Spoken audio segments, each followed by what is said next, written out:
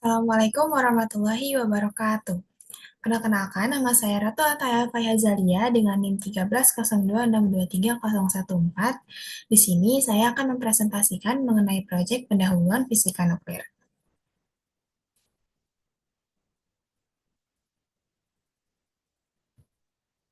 Baik, bayangkan ada sebuah partikel alfa yang ditembakkan menuju inti karbon 12. Apa yang akan terjadi setelah tumbukan itu? Apakah partikel alfa langsung memantul atau justru masuk ke dalam inti? Ternyata, dalam banyak kasus, partikel yang datang dapat terserap sepenuhnya oleh inti dan membentuk suatu sistem baru yang disebut inti majemuk atau compound nucleus. Pada video ini, kita akan mengikuti perjalanan partikel alfa tersebut untuk memahami bagaimana compound nucleus terbentuk, bagaimana ia meluruh, dan mengapa mekanisme ini sangat penting dalam fisika nuklir. Oke, apa itu compound nucleus? Compound nukleus adalah inti sementara yang terbentuk ketika suatu proyektil berhasil diserap sepenuhnya oleh inti target. Sebagai contoh, ketika inti karbon 12 menangkap partikel alfa, keduanya bergabung membentuk inti oksigen 16 yang berada dalam keadaan tereksitasi. Keadaan ini ditulis dengan simbol bintang pada inti, yang menunjukkan bahwa inti memiliki energi yang berlebih. Inti yang tereksitasi ini tidak stabil. Oleh karena itu, setelah beberapa saat, inti akan meluruh menjadi produk-produk reaksi yang lebih stabil. Karena terbentuk melalui proses penyerapan penuh, reaksi ini berbeda dengan direct reaction, yang hanya melibatkan sebagian kecil nukleon pada permukaan inti.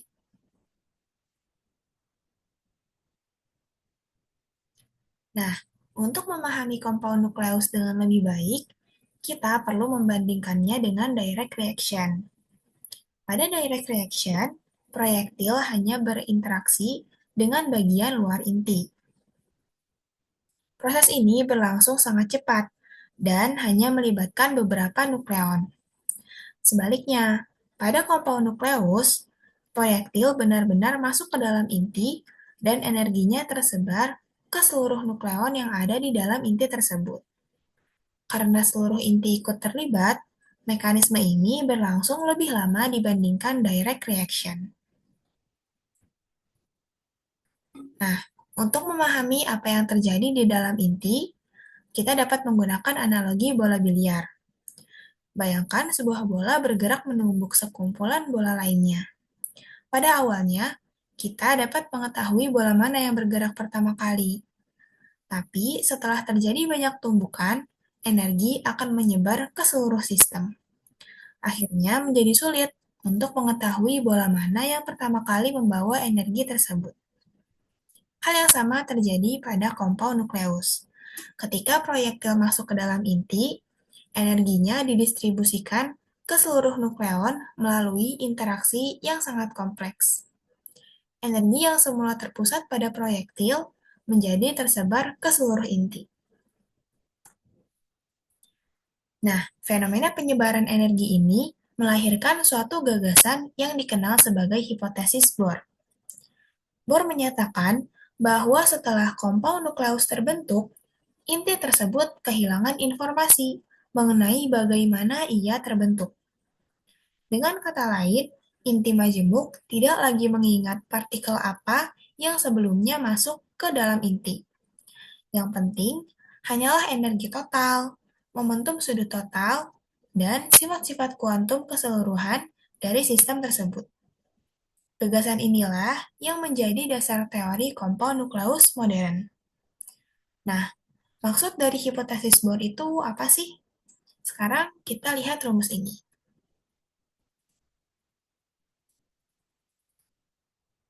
Sigma beta alfa sama dengan sigma alfa dikali gamma beta dibagi gamma total. Atau tampang lintang dari saluran masuk alfa ke saluran keluar beta sama dengan tampang lintang pembentukan inti majemuk dari saluran alfa dikali lebar parsial untuk saluran keluar beta dibagi lebar total peluruhan. Nah, apakah hipotesis Bohr ini benar? Ada bukti eksperimentalnya.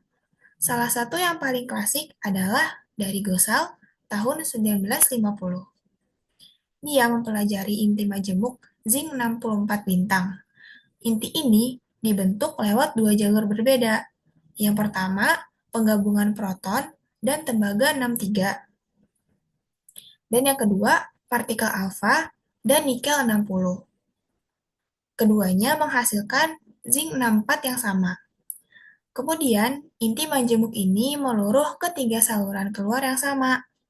Hasilnya, ketika energi proton dan energi alfa diatur agar energi aksial eksitasi Zn64-nya sama, kurva tampang lintang dari kedua jalur pembentukan itu hampir berimpit bersempurna. Ini merupakan bukti kuat bahwa hipotesis Bohr benar dan peluruhan tidak tergantung pada cara pembentukannya. Nah, sebagai contoh, perhatikan reaksi berikut. Karbon 12 menangkap partikel alfa dan membentuk oksigen 16 dalam keadaan tereksitasi. Oksigen 16 ini merupakan kompon nukleus. Karena tidak stabil, inti kemudian meluruh dengan memancarkan neutron sehingga menghasilkan oksigen 15. Perhatikan bahwa reaksi berlangsung melalui dua tahap yang terpisah, yaitu pembentukan kompon nukleus dan peluruhan kompon nukleus. Sekarang, kita aplikasikan konsep-konsep tadi dalam perhitungan nyata. Di sini ada soal, jadi ada isotop radioaktif oksigen 15 yang penting untuk aplikasi medis diproduksi lewat reaksi karbon 12 yang ditembak alfa menghasilkan neutron dan oksigen 15. Pertanyaan yang A, tampang lintang mencapai puncak saat energi alfa di laboratorium 14,6 MeV. Hitung energi eksitasi keadaan inti majemuk. Nah, yang B, tampang lintang pada puncak 25 mbar, target karbon tebal 0,10 mg per cm kuadrat, arus alfanya 20 nanoampere, iradiasinya selama 4 menit. Hitung aktivitas oksigen 15 yang dihasilkan. Sekarang kita selesaikan satu persatu. Di sini diketahui energinya 14,6 MeV. Nah, ini sini saat puncak tampang lintang. Di sini ada juga sigmanya 25 mbar atau 25 dikali 10 pangkat minus 27 cm kuadrat. Nah, kemudian ada juga T-nya. T atau target karbon tebalnya 0,10 mg per cm kuadrat. Lalu ada arusnya yaitu 20 nanoampere atau 20 dikali 10 pangkat minus 9 ampere. Dan waktunya di sini ada 4 menit atau 240 detik. Di sini ada waktu paruhnya. Untuk waktu paruh oksigen 15 adalah 122 second. Yang pertama kita cari nilai lambdanya dulu. Lambda itu len 2 dibagi waktu paruh. Jadi len 2 dibagi 122. Hasilnya 5,68 dikali 10 pangkat minus 3 per second.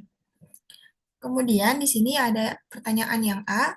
Yang ditanyakan adalah energi eksitasi keadaan inti majemuk. Diketahui reaksi lengkapnya adalah alfa ditambah karbon 12 menghasilkan oksigen 16 tereksitasi, menghasilkan oksigen 15 dan neutron. Kita hitung energi kinetik di sistem pusat massa. Untuk energi sistem pusat massanya, itu dihitung dengan cara massa karbon dibagi massa alfa ditambah massa karbonnya, dikali energi alfanya. Di sini kita masukin ada 12 dibagi MA-nya itu 4, terus MC juga 12 dikali energinya tadi 14,6. Dihasilkan 12 dibagi 16 dikali 14,6. Nah, di sini energinya adalah totalnya 10,95 mega elektron volt. Nah, kemudian kita hitung nilai Q reaksi pembentukan C eksitasi. Reaksi pembentukannya tadi adalah alfa digabungkan dengan 12C menghasilkan 16 O tereksitasi. Di sini Q sama dengan delta M dikali C kuadrat, di mana delta M itu adalah massa alfa ditambah massa karbon ditambah massa oksigen dikali C kuadrat. Nah, di sini diketahui juga untuk massa atomik dalam satuan U, energi setara dengan mega elektron volt. Untuk massa alfa itu adalah atau massa He itu 4,002603 U. Nah, untuk massa karbon itu 12 U, dan untuk oksigen, oksigen 16 itu 15,994915 U. Lalu kita masukin ke persamaannya. Di sini ada massa alfanya kita masukin 4,002603, terus massa karbonnya kita masukin 12, dan juga massa oksigennya kita masukin 15,994915. Terus C-nya juga kita masukin di sini energinya, C-nya itu konversinya yaitu 931,5 mega elektron volt per U. Nah, didapatkan hasilnya di sini 0,007688 dikali 931,5, hasilnya 7,162 mega elektron volt. Terus kita menghitung energi eksitasinya dengan cara energi eksitasi adalah energi kinetik di pusat massa ditambah dengan Q, yaitu 18,11 mega elektron volt. Nah, sekarang ke yang bagian B. Aktivitas oksigen 15 setelah 4 menit iradiasi. Yang pertama, kita hitung flux partikel alfa atau jumlah alfa per detik. Setiap alfa membawa muatan Q sama dengan 2E, atau 2 dikali 1,6 dikali 10 pangkat minus 19 C. Di sini fluxnya yaitu arus dibagi dengan Q. Arusnya tadi 20,10 pangkat minus 9 dibagi dengan Q-nya, dapat hasilnya 6,25 dikali 10 pangkat 10 partikel per second. Kemudian kita hitung jumlah atom target per cm kuadrat. Targetnya yaitu memiliki tebalnya 0,10 miligram per cm kuadrat sama dengan 1,0 dikali 10 pangkat minus 4 gram per cm kuadrat.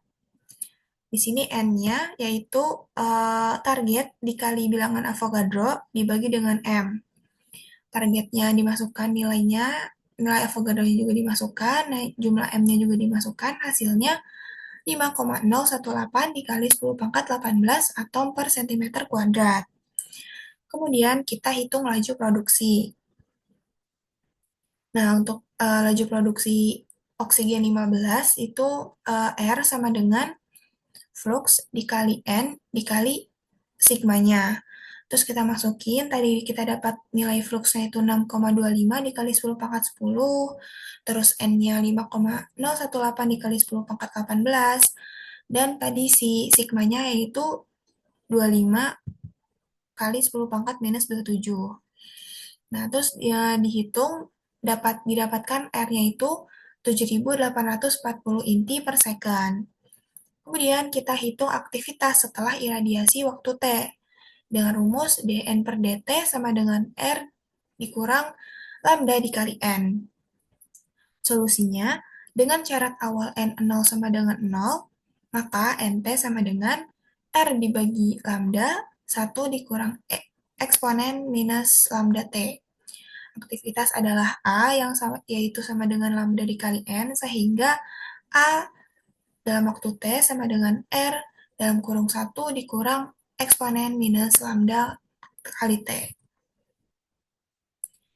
Nah, ini kita masukkan nilainya, AT-nya, nilai lambda T-nya yaitu 5,68 dikali 10 pangkat minus 3 dikali 240 sama dengan 1,363. Lalu eksponen minus lambda T-nya itu eksponen minus 1,363 dihasilkan 0,2557. Kita masukkan ke dalam nilai AT-nya, yaitu 7480 dikali 1 dikurang 0,2557, didapatkan hasil yaitu 7480 dikali 0,7443. Nah, AT-nya yaitu 5.835 disintegrasi per second atau 5,8 dikali 10 pangkat 3 Bq. Oke, terus untuk soalnya kita sudah selesai membahas. Di sini ada aplikasi dalam kehidupan atau teknologi dari compound nukleus. Compound nukleus reaction itu tidak hanya terjadi di laboratorium, tapi juga berlangsung secara alami di atmosfer bumi.